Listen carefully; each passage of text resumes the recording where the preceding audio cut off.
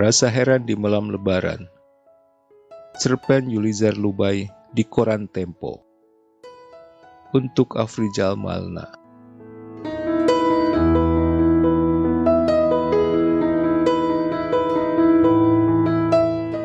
Aku pernah dikunjungi alien. Dia berkunjung ke rumahku bukan naik UFO, melainkan naik mobil sewaan. Dia datang sendirian sambil menggendong ransel biru berisi 1 boneka kelinci kecil, 3 buku puisi, sekotak masker, dan sebotol hand sanitizer. Dia adalah jenis alien puitik yang tidak berbahaya, berkepala botak licin, berkacamata tebal, suka merokok kretek, dan minum kopi pahit. Kami berdua berbincang sebentar, dan perbincangan itu terjadi di meja makan rumahku.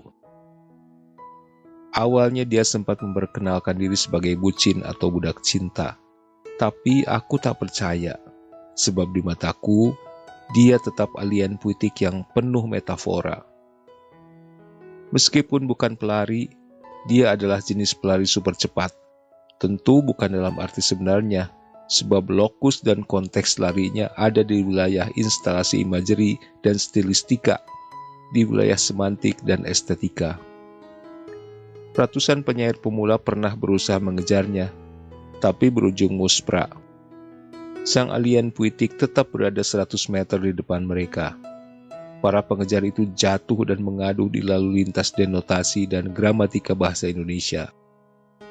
Di meja makan kayu malam itu, setelah kami berdua makan soto ayam kampung terenak dan terkenal di kotaku, aku coba mengajak alien puitik bicara soal teater dan puisi, soal apa saja yang menyangkut keindahan. "Abang belajar puisi dari siapa? Boleh sedikit bercerita?" kataku memberani-beranikan diri. Aku agak grogi. Alien puitik terbatuk beberapa kali. Dia menjawab pertanyaanku dengan lancar. Jawabannya itu tak langsung diucapkan, tapi dituliskan di selembar kertas putih yang diambil dari dalam ranselnya. Selesai menulis, dia memberikan kertas itu pada aku. Aku membacanya dengan teliti. "Aku belajar puisi dari rumah makan Padang milik ayahku.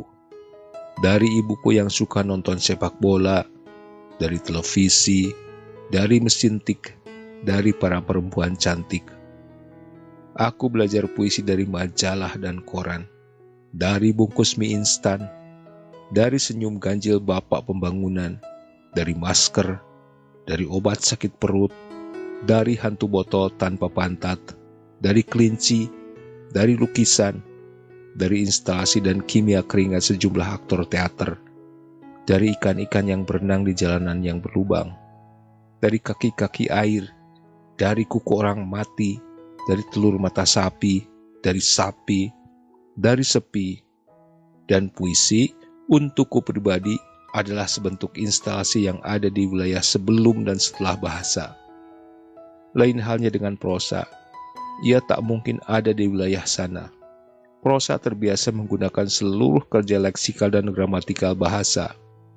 Persamaan kerja puisi dan prosa mungkin hanya terletak di wilayah evakuasi. Aku sempat senyum sebentar setelah membacanya. Mataku terluka. Wajah ibuku terbayang tiba-tiba. Dia adalah jenis ibu yang tidak suka nonton sepak bola.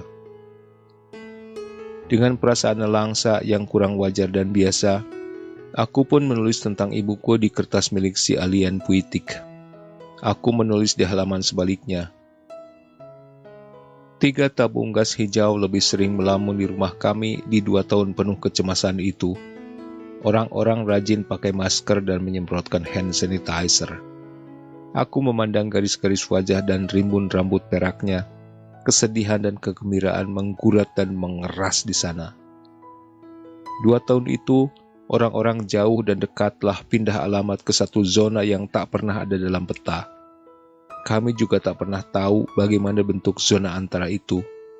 Seperti pantai pasir putihkah atau padang rumput tempat pelatihan gajah.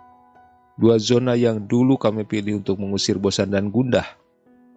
Tapi sekarang aku bungah, sebab cinta ibu telah diawetkan orang dalam lagu, dalam tanggal, dalam doa yang dipanjatkan diam-diam. Wajah ibuku perlahan memudar dan digantikan dengan wajah alien puitik yang duduk di depanku. Aku berdehem lalu menelan ludah.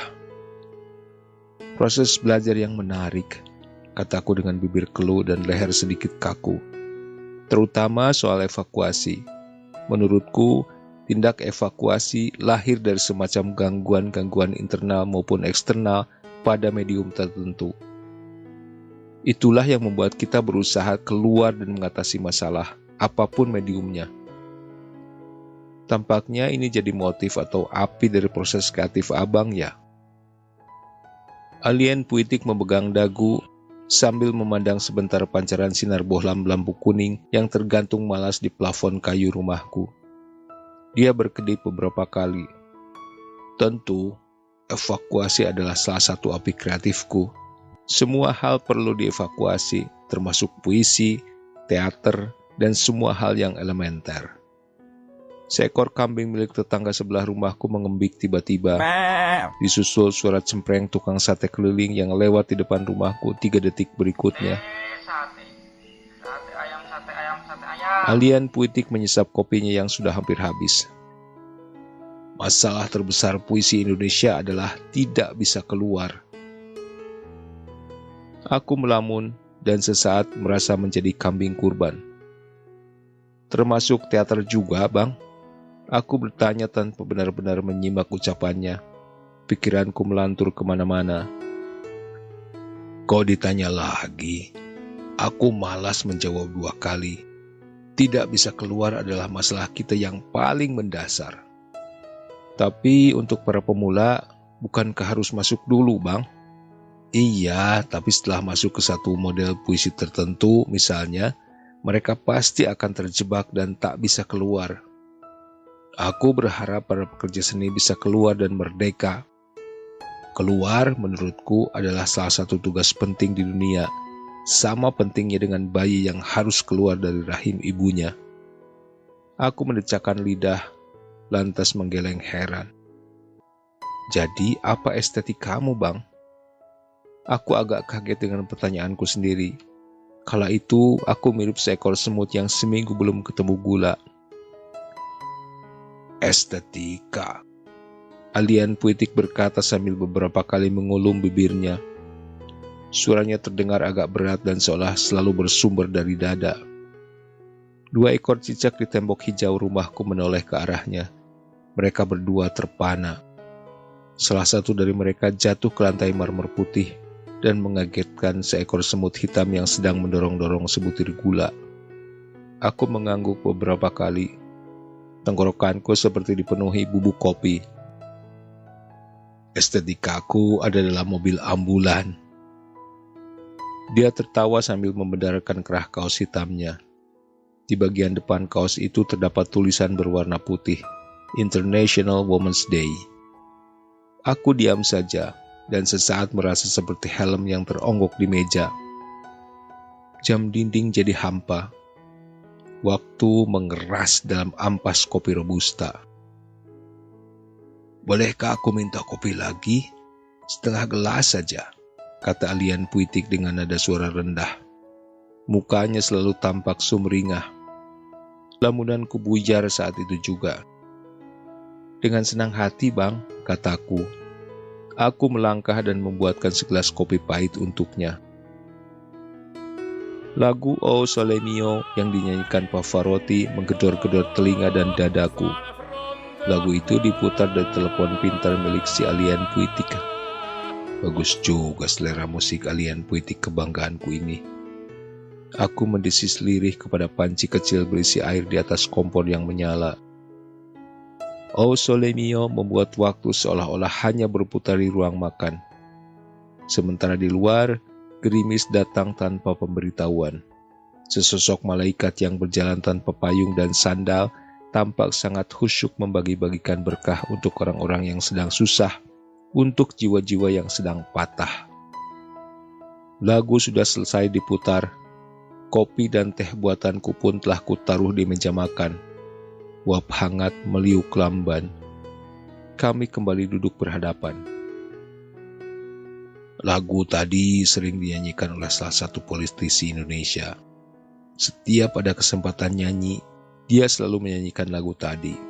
Suara dan isi pikirannya sama-sama lumayan. "Siapa, Bang?" kataku sebelum meniup dan menyesap tehku. Aku tak mau sebut nama. Yang jelas, dia pernah menuliskan isi pikirannya di koran dan majalah nasional. Aku manggut-manggut dan sebenarnya tak ingin tahu lebih lanjut. "Kamu tahu," katanya setelah menyesap kopi dan menghidupkan sebatang rokok kretek. "Tak lama setelah Soeharto lengser, salah satu jenis ikan di Sulawesi tiba-tiba ikut mati. Orang-orang mulai melakukan mistifikasi. Mereka percaya ikan-ikan itu mati karena kehilangan sang presiden. Kebenaran terkuak beberapa waktu kemudian. Ikan-ikan itu mati bukan karena lengsernya presiden, melainkan karena proyek pembetonan di sungai tempat mereka tinggal."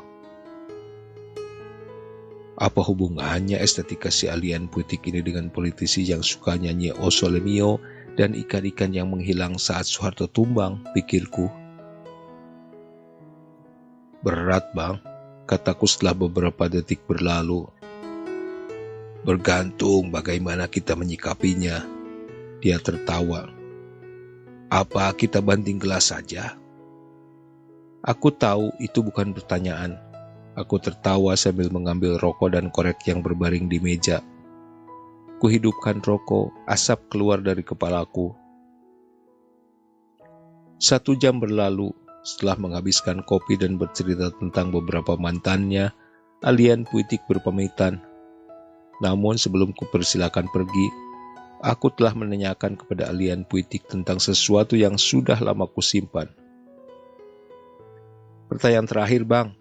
Apa pesan Abang untuk para praktisi seni di Republik ini? Semacam fatwa lah."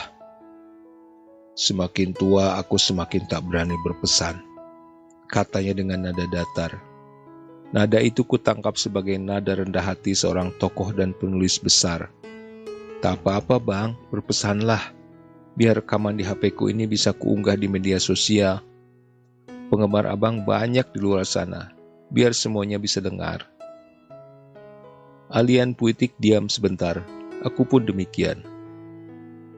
"Mungkin yang paling menarik dalam hidup ini adalah menjaga rasa heran," katanya dengan bibir bergetar dan sepasang mata yang nanar.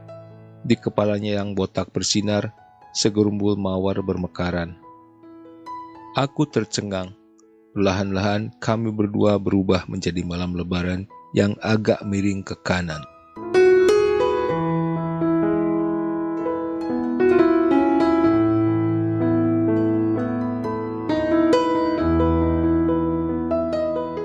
Terima kasih sudah menyimak. Tata dan Nami Harja pamit. Selamat menikmati hari yang menyenangkan.